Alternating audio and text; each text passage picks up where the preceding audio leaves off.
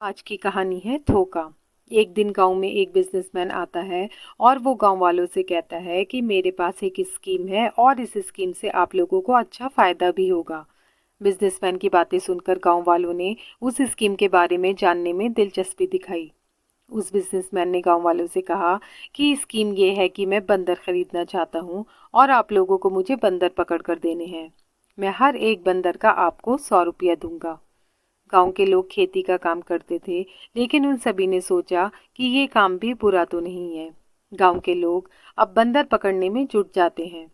कोई एक बंदर पकड़ कर लाता है, तो कोई दो बंदर पकड़ कर लाता है, तो कोई 5 बंदर पकड़ कर लाता है।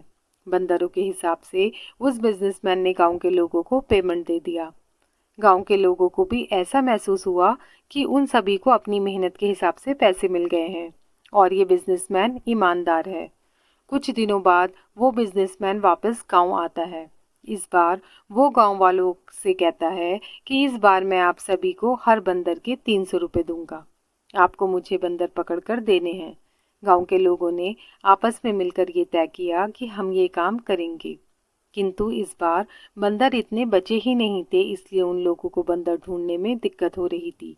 आसपास के गांव से भी बंदर विलुप्त हो रहे थे।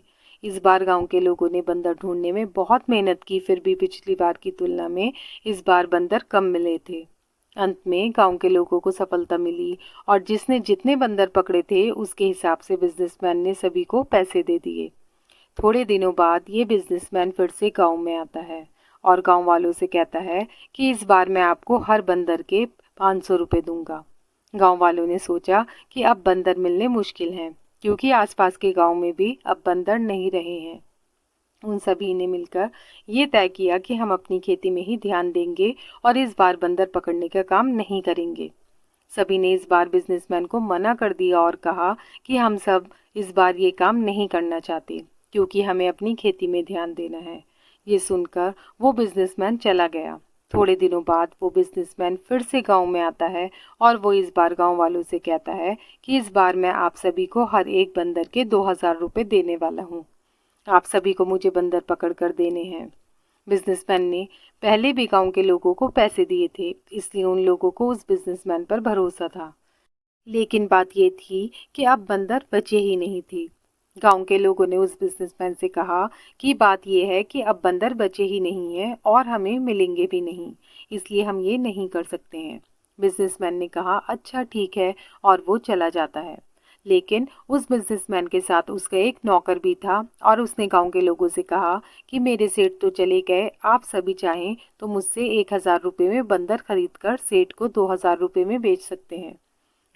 गांव वालों ने कहा कि अच्छा ठीक है, हम ये करने के लिए तैयार हैं, क्योंकि उन सभी को उस बिजनेसमैन पर पूरा भरोसा था।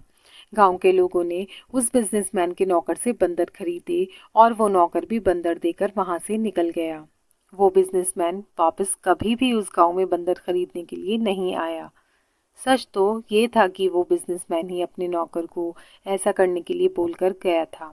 बिजनेसमैन और उनका नौकर दोनों मिलकर गांव के लोगों को धोखा देकर चले गए थे।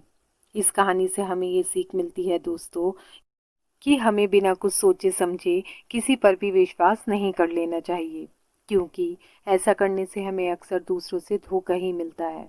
हमें किसी की बातों में नहीं आना चाहिए और अपनी अकल से काम लेना चाहिए। किसी पे भरोसा करने से